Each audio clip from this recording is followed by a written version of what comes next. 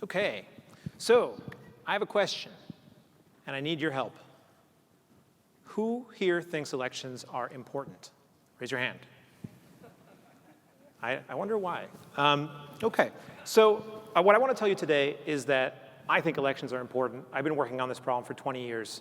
And for election integrity, for elections that we can trust, what I want to submit to you today is that the paper ballot, this thing that we have been advocating for, is not enough. And if there is only one thing you can remember from today, it's this. What we have said before is, hey, if the election is close, let's recount. And if that's our motto, we're going to have a bad time. There are technologies, end-to-end verifiable voting, that can provide evidence when we have a problem with the election. And that's going to be useful.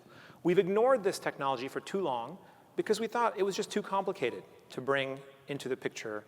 And we favored paper alone.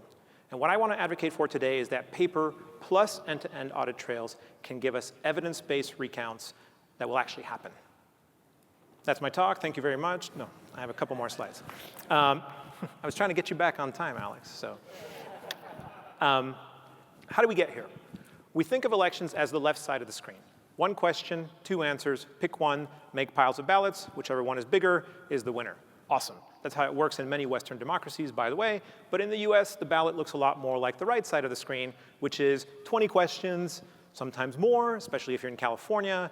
And if you want to think about the logistics of doing paper counts for that kind of election, it gets way, way hard. So the way we've solved this is we introduced machines. Lever machines more than 100 years ago, which led to punch cards, which led to optical scan machines, which led to fun times in Florida in 2000. Those were the punch cards. Which led to the Help America Vote Act in 2002, where Congress funneled a bunch of money to the states so we could buy brand new touchscreen voting machines, which led to some fun times too.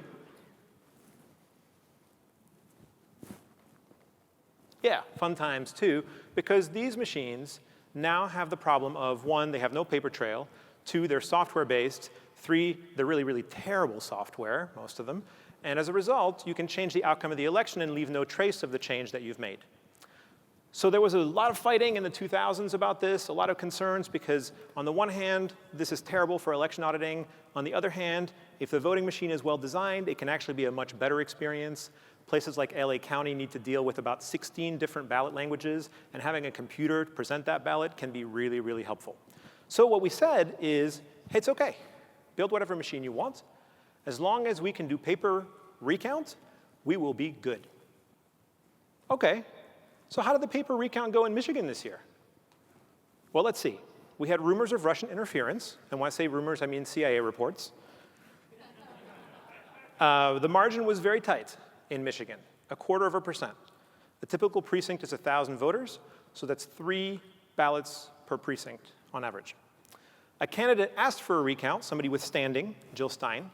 The money was there for the recount. The deadline was met. We had pros on the ground, Alex Halderman and his team. And yet,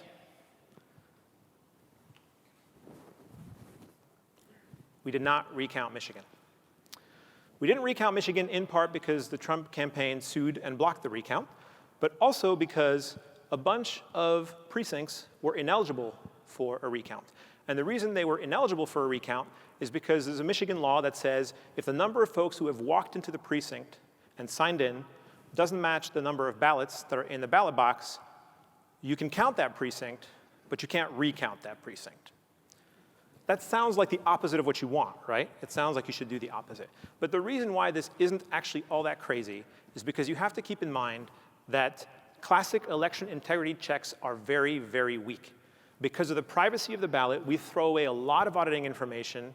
And because we don't have that auditing information, we're left with these very indirect ways of checking that nobody's messed with the ballot box, right? So this is what happens when we vote in Michigan. There's a published tally. Usually it's by precinct. But this is the tally for the state of Michigan. Hillary won 2.268 million votes. Donald won 2.279 million votes. Carmen, the voter, looks at this and says, I hope my vote's in there. Election geeks like me look at it and go, it's close, 0.25%. You know what that means. Let's recount. Except take a step back. If you're not an election integrity geek, if you don't have the security mindset, That's bonkers, right? That's like, wait, do you have evidence of something that went wrong? You're saying the election is close, so you want to do a recount? That sounds like a sore loser. That's what it sounds like, right? And that's the problem. Journalists look at it as, where's the evidence for a recount? Why do you want to call democracy into question? Judges look at it that way. The public looks at it that way. Ultimately, to say the election is close, let's recount, is the proposition we based everything on in the 2000s. And 2016 shows us that it just totally failed. This is what the Michigan election director said when the recount idea was brought up. There's no evidence of a hack. Why do I need to recount?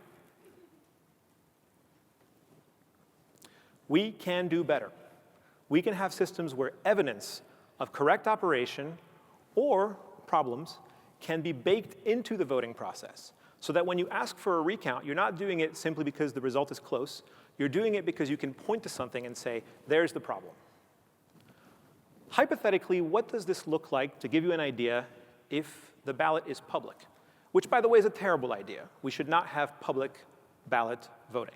But it helps make the point. I'm going to have to get closer and closer to the laptop, I think. If the ballot were public, if we published the list of all the voters and who they voted for, then Carmen would have this really nice property of being able to look at the published list and say, oh yeah, there's my vote for Donald. It was recorded properly. And then election auditors, geeks like me, would be able to take that list, count it up, and make sure it matches the tally. This is nice and auditable. If there's a problem there, if Carmen or enough voters look at the list and say, hey, that's not the vote I cast, or if the math geeks, OCR, the newspaper that has this list, and tally it up and find that it doesn't add up, you can bring that to election officials and say, what happened?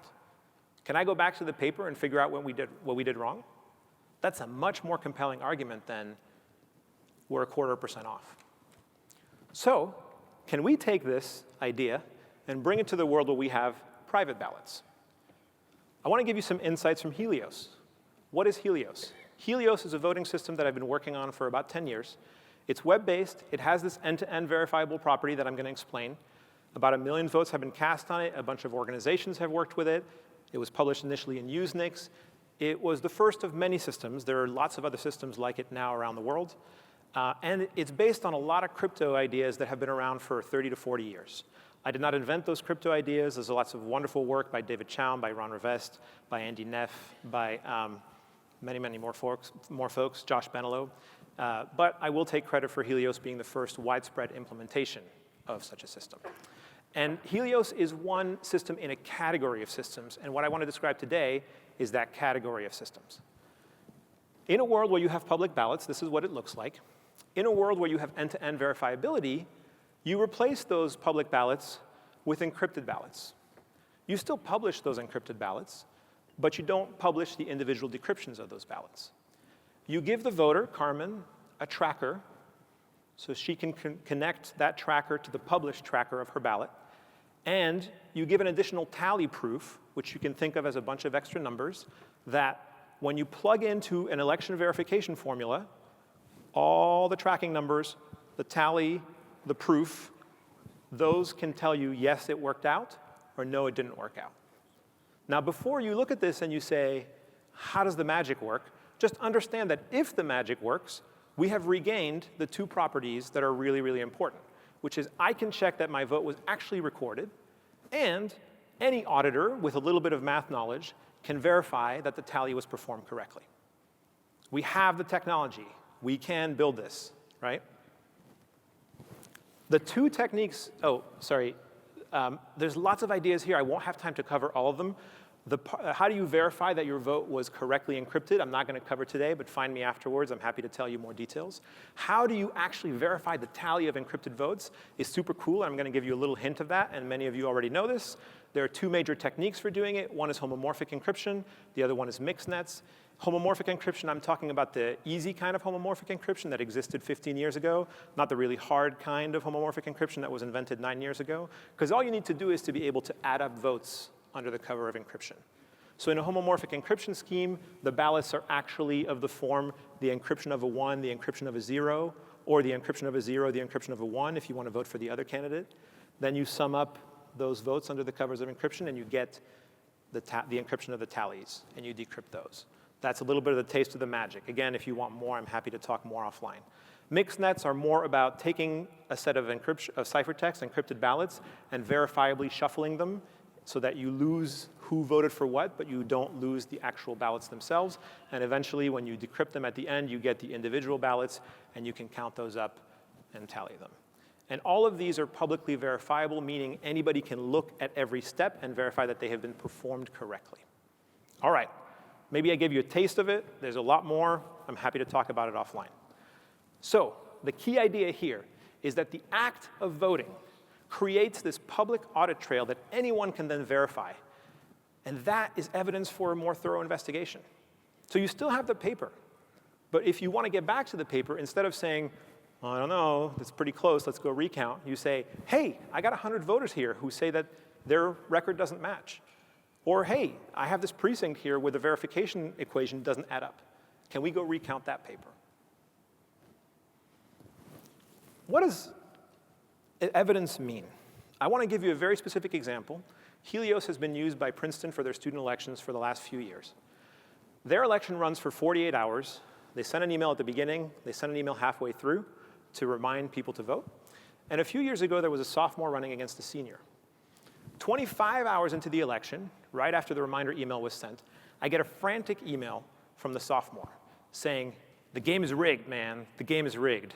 I'm losing this election because none of my sophomore friends got the reminder email, but all my junior friends got the reminder email. This is total BS.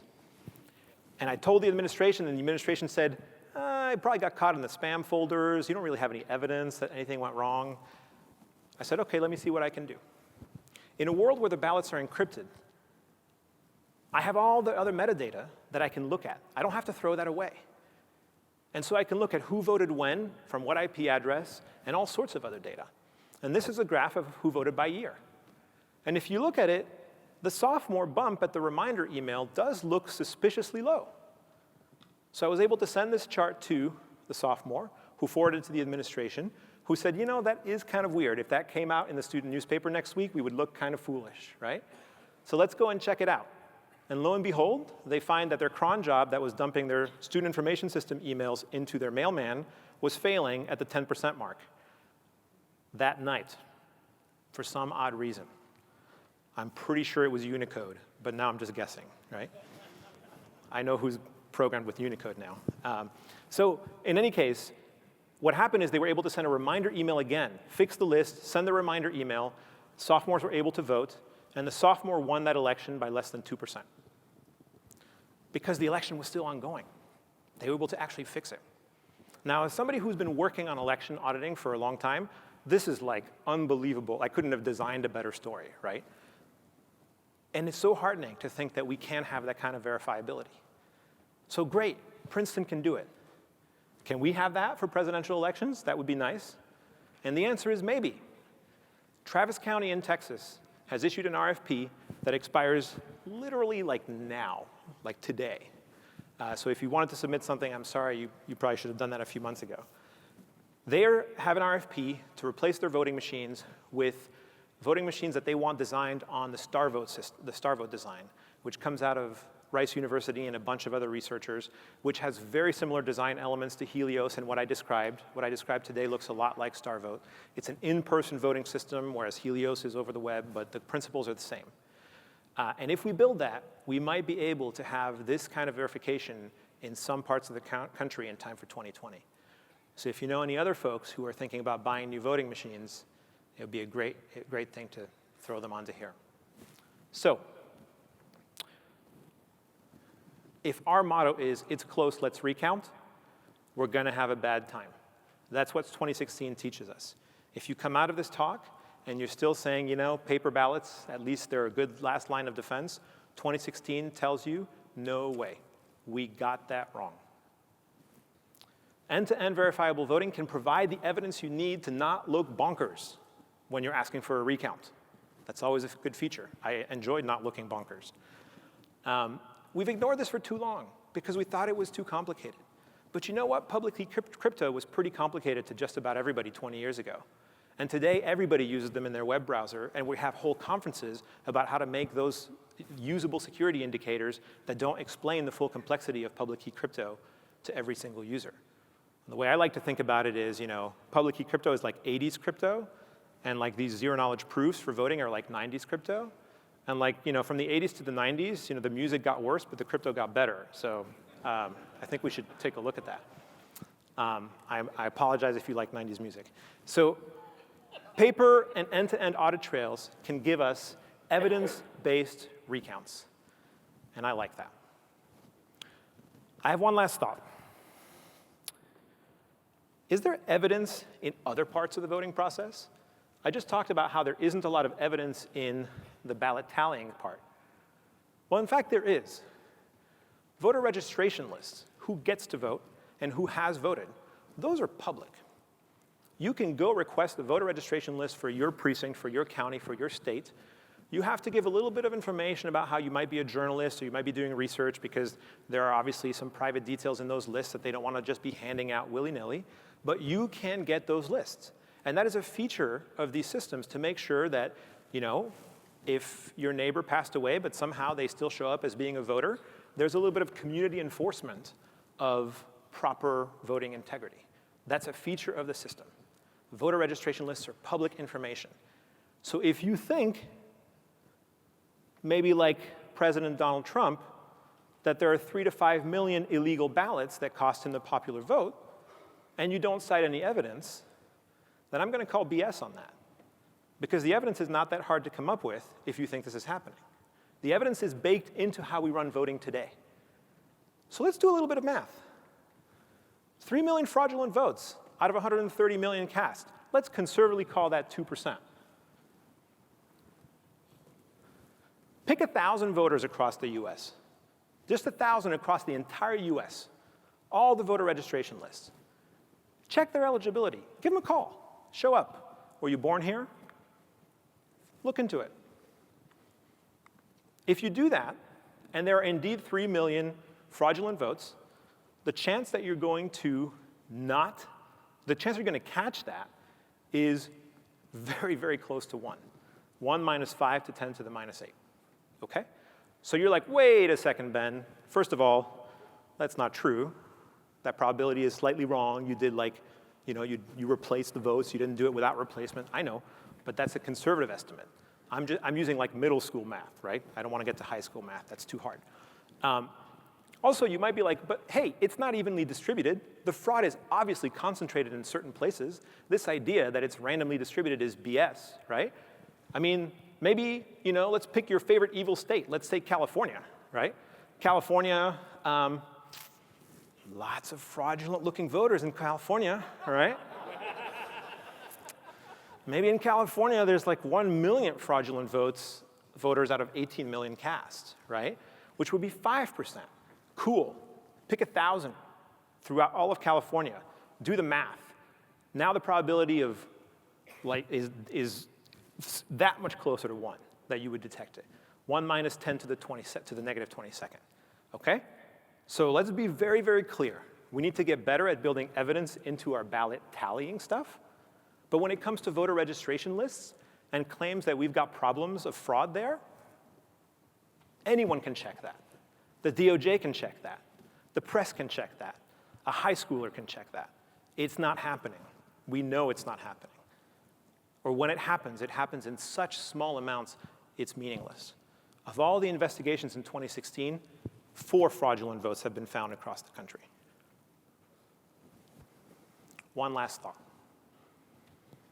In India, the largest democracy in the world, there's a rule that you cannot be more than 2 kilometers away from a precinct. There's a lone voter in the Gir forest. Every time there's an election, they drive 35 kilometers out and they set up a whole precinct for the day for that one voter. I listened to this story on the Radiolab podcast. If you should listen to it. It's unbelievably heartwarming because this is a country, India, that is dedicated to making sure that everyone can vote.